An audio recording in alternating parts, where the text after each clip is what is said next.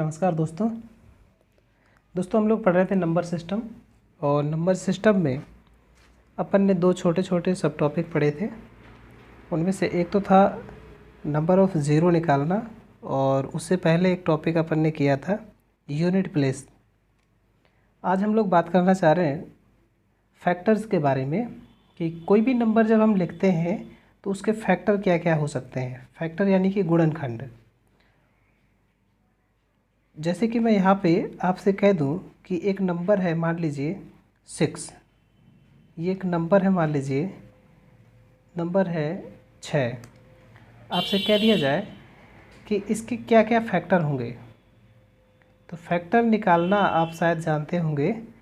Factor वो numbers होते हैं जिनसे भाग देने पर उस नंबर में पूरा पूरा भाग चला जाए। जैसे हम 6 के फैक्टर की बात करेंगे तो वो सभी नंबर 6 के फैक्टर कहलाएंगे जिनसे 6 में भाग चला जाए।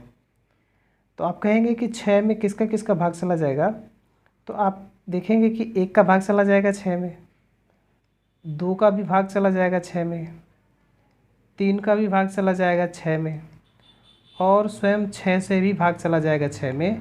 तो कहने का मतलब ये जो नंबर हैं 1, 2, 3 और 6, ये इसके फैक्टर कहलाएंगे। ये नंबर 6 के फैक्टर कहलाएंगे। क्लियर है कि नहीं? कहने का मतलब फैक्टर्स वो नंबर होते हैं जिनसे भाग देने पर उस संख्या में पूरा पूरा भाग चला जाए। अच्छा, यहाँ पे तो मान लीजिए छोटी संख्या थी 6, तो आपने आसानी से निकाल लिया कि 1 का भी भाग चला जाएगा, 2 का भी चला जाएगा, 3 का भी चला जाएगा, 6 का भी चला जाएगा। लेकिन जैसे मान लीजिए थोड़ी बड़ी संख्या जब ले ली जाएगी तो फिर इस तरीके से एक एक नंबर से देखने पे कि उसमें भाग जा रहा है कि नहीं, तो काफ़ी समय लग जाएगा।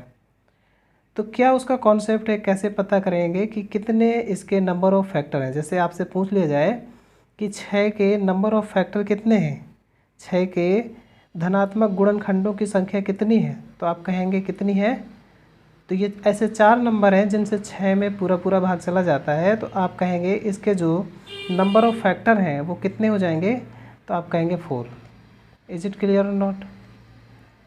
नंबर ऑफ़ फैक्टर्स, 6 के नंबर ऑफ़ फैक्टर्स कितने हैं आपसे कोई पूछे तो आप आसानी से कह देंगे कि ऐसी 4 संख्याएं हैं जिनसे 6 में भाग चला जाता है। तो इसका आंसर हो जाएगा 4। अच्छा, अब जैसे मान लीजिए एक नंबर है, मान लीजिए 72। अब 72 में आपसे पूछ ले कि बताइए नंबर ऑफ़ फैक्टर्स कितने हैं इसके। 6 के तो नंबर ऑफ़ फैक्टर्स 4 निकल के आए थे। अब 72 के पूछ लिया जाए कि नंबर ऑफ़ फैक्टर्स कितने, गुणनखंडों की संख्या कितनी है, सभी धनात्मक गुणनखंडों की संख्या आपसे पूछ ली जाए, तो आप 72 में भाग दे के चेक करेंगे कि किन किन संख्याओं से इसमें भाग जा रहा है। तो 1 का भी भाग चला जाएगा, 2 का भी भाग चला जाएगा, 3 का भी भाग चला जाएगा, 4 से भी चला जाएगा, 5 से नहीं जाएगा। इसके बाद 6 से चेक करेंगे तो 6 से भी चला जाएगा। इसके बाद 7 से नहीं जाएगा, फिर 8 से चला जाएगा, 9 से भी चला जाएगा, 10, 11 से नहीं जाएगा, 12 से चला जाएगा। तो कहने का मतलब ऐसे हम चेक करते जाएंगे। फिर 13, 14, 15 इनसे नहीं जा रहा है, 16 से भी नहीं जा रहा है, 17 से भी नहीं जा रहा है, 18 से चला जाएगा, 18 चूँकि 72, तो यहाँ पे आ जाएगा 18। इसके बाद 19, 20, 21, 22, 23 इनसे नहीं जा रहा है, फिर किससे जाएगा, 24 से चला जाएगा, 24 3 72 होता है। इसके बाद ऐसे चेक करते जाएंगे आगे, फिर 25, 26 ऐसे करके नहीं जाएगा, फिर 36 का जाएगा, 36 दूना 72, और इसके बाद फिर स्वयं 72 से ही जाएगा। तो यानी कि ये जो नंबर्स हैं ये इसके नंबर ऑफ़ फैक्टर हैं। 1, 2, 3, 4, 5, 6, 7, 8, 9, 10, 11, 12। आपसे पूछा जाए कि 72 के नंबर ऑफ़ फैक्टर्स कितने होंगे या धनात्मक गुणनखंडों की संख्या कितनी होगी, तो आप क्या कहेंगे, कितनी होगी, तो आप कहेंगे 12। क्लियर है कि नहीं? तो ये तो हो गया कि हम एक एक नंबर से चेक कर रहे हैं और फिर देख रहे हैं कि भाग जा रहा है कि नहीं। लेकिन ये सही तरीका नहीं होगा। मान लीजिए जैसे थोड़े से बड़े नंबर जब दे दिए जाएंगे, मान लीजिए यहाँ पे शायद 720 होता, आप खुद ही सोच के देखिए।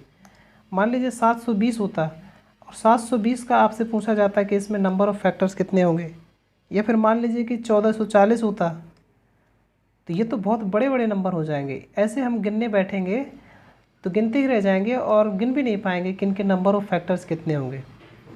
तो कैसे निकाला जाएगा नंबर ऑफ़ फैक्टर्स? देखिए मैं आपको एक कॉन्सेप्ट बता रहा हूँ, उसको ज़रा समझिएगा। उसी तरीके से हम फाइंड आउट करेंगे कि नंबर ऑफ़ फैक्टर्स कितने होंगे किसी भी नंबर के। क्लियर है? देखिए जैसे मैं पहले एक छोटा सा एग्जांपल लेता हूँ, उसके बाद हम बड़े बड़े नंबर्स पे भी चेक करेंगे। जैसे मान लीजिए हमें 6 को देखना है कि इसके नंबर ऑफ़ फैक्टर्स कितने होंगे। तो 6 के जब आप प्राइम फैक्टर्स करेंगे, इसको प्राइम फैक्टर्स में आपको तोड़ना है, तो इसका प्राइम फैक्टर होगा 2 × 3। ठीक है। अब यहाँ पे देखिए 2 की पावर कितनी है, तो आप कहेंगे कि 1 ही है। 3 की पावर कितनी है, तो 3 की भी पावर 1 ही है। तो जब भी आपसे पूछा जाए कि नंबर ऑफ़ फैक्टर्स निकालिए, तो नंबर ऑफ़ फैक्टर्स निकालने के लिए आपको क्या करना है कि ये जो पावर हैं, इन पावर्स को एक एक बढ़ा के लिख देना है और आपस में मल्टीप्लाई कर देना। जैसे यहाँ पे पावर 1 है तो इसमें 1 बढ़ा देंगे, तो जब आप 1 बढ़ाएंगे तो यहाँ पे कितना हो जाएगा, ये 2। ऐसे ये जो पावर है इसको भी 1 बढ़ा देंगे तो यहाँ पे भी आ जाएगा 2, और इनको आपस में गुणा कर देंगे तो हमारे पास नंबर ऑफ़ फैक्टर निकल के आ जाएंगे कितने, 4। क्लियर है कि नहीं? अभी हमने इससे पहले थोड़ी देर पहले देखा था कि जो नंबर है 6, इसके जो नंबर ऑफ़ फैक्टर हैं वो 4 ही निकले थे हमें। तो हमें नंबर ऑफ़ फैक्टर निकालने के लिए एक एक नंबर से भाग देने की आवश्यकता ही नहीं है, हम डायरेक्ट इसको प्राइम फैक्टर्स में तोड़ लेंगे और फिर हम देख लेंगे कि जो उसकी पावर है वो पावर क्या है, उस पावर में 1 बढ़ा करके लिखेंगे और जो भी आएगा रिज़ल्ट उसको आपस में मल्टीप्लाई करके लिख देंगे, तो हमारे पास नंबर ऑफ़ फैक्टर्स निकल के आ जाएंगे। बताइए इतनी बात क्लियर है कि नहीं? अभी जैसे हमने देखा था कि हमारे पास नंबर था 72। अब अपन से ये पूछा जाए कि 72 के नंबर ऑफ़ फैक्टर्स कितने होंगे, तो अपन लोग इसको क्या करेंगे, पहले प्राइम फैक्टर्स में तोड़ लेंगे। तो जैसे इसको हम देखेंगे तो 8 9 72 होता है, 8 को लिखेंगे 2 की पावर 3 और 9 को लिखेंगे 3 की पावर 2। ये हमने इसको प्राइम फैक्टर्स में इसको तोड़ दिया। अब ये जो पावर्स हैं, इन पावर्स को अपन को क्या करना है कि 1 बढ़ा करके लिख देना है। तो 3 को जब आप 1 बढ़ा के लिखेंगे तो ये हो जाएगा 4। ऐसे ये जो पावर है 2, इसको 1 बढ़ा के लिख देंगे तो ये हो जाएगा 3। अब ये जो पावर आई हमारे पास, इनको हमने जब बढ़ा करके लिख दिया तो इन नंबर्स को हमें आपस में क्या करना है, मल्टीप्लाई कर देना है, और जो भी रिज़ल्ट आएगा वो नंबर ऑफ़ फैक्टर्स होगा। यानी 72 के जो नंबर ऑफ़ फैक्टर्स होंगे, धनात्मक गुणनखंडों की संख्या होगी, वो कितनी होगी, तो आप कहेंगे 12। अभी हमने देखिए थोड़ी देर पहले देखा भी था, कितना आया था धनात्मक गुणनखंडों की संख्या, तो आप कहेंगे 12। क्लियर है? आई होप आपको बात समझ में आ गई होगी कि किस तरीके से हमें इसको लिखना है। ठीक है। जैसे और भी एग्जाम्पल लें, मान लीजिए एक क्वेश्चन है आपके लिए 180। इसमें आपको बताना है, सवाल इस तरीके से लिखा मिलेगा आपके सामने कि 180 के धनात्मक गुणनखंडों की संख्या ज्ञात कीजिए। 180 के धनात्मक गुणनखंडों की संख्या ज्ञात कीजिए। तो कैसे निकालेंगे आप? तो आप कहेंगे कि पहले आप इसे प्राइम फैक्टर्स में तोड़ लेंगे और उसके बाद जो भी पावर होगी उस पावर में 1 बढ़ा करके लिखते जाएंगे और जो रिज़ल्ट होगा उसे आपस में मल्टीप्लाई कर देंगे तो हमारे पास आंसर आ जाएगा। क्लियर है?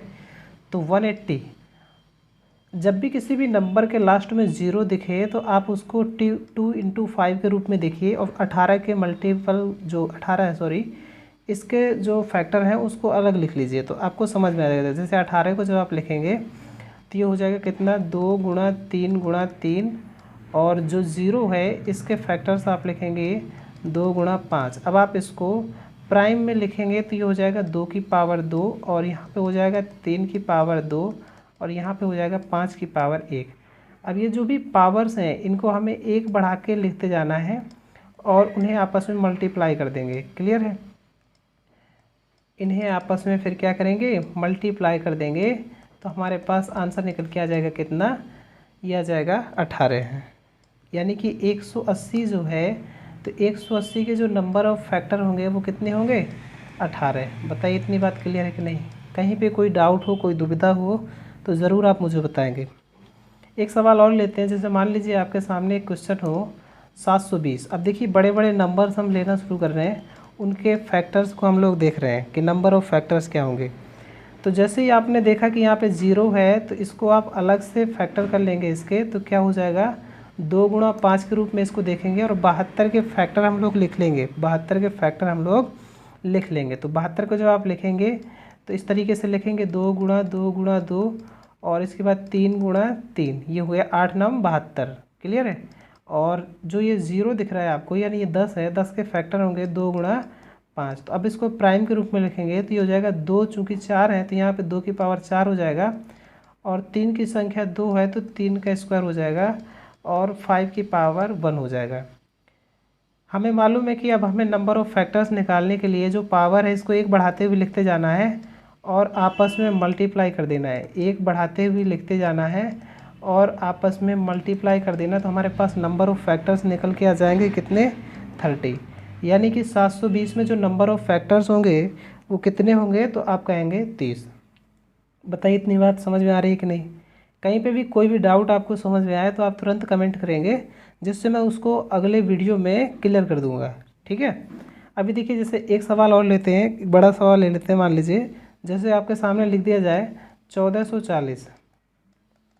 तो 1440 आप देखिए 0 देख रहे हैं तो 2 गुणा 5 इसको अलग देखिए, और ये जो 144 है ये 12 गुणा 12 होता है। 12 गुणा 12 को जब आप लिखेंगे तो इस तरीके से लिखेंगे, कितना लिखेंगे तो मैं आपको डायरेक्ट इसको लिख देता हूँ। जैसे यहाँ पे 1 तो 5 होगा, 2 की संख्या हो जाएगी कितनी, तो आप कहेंगे 2 की संख्या हो जाएगी कितनी, 2 की संख्या हो जाएगी 5, है कि नहीं। 1 2 वहाँ से मिल जाएगा 2 गुणा 5 में से, और 4 वहाँ पे हो जाएंगे।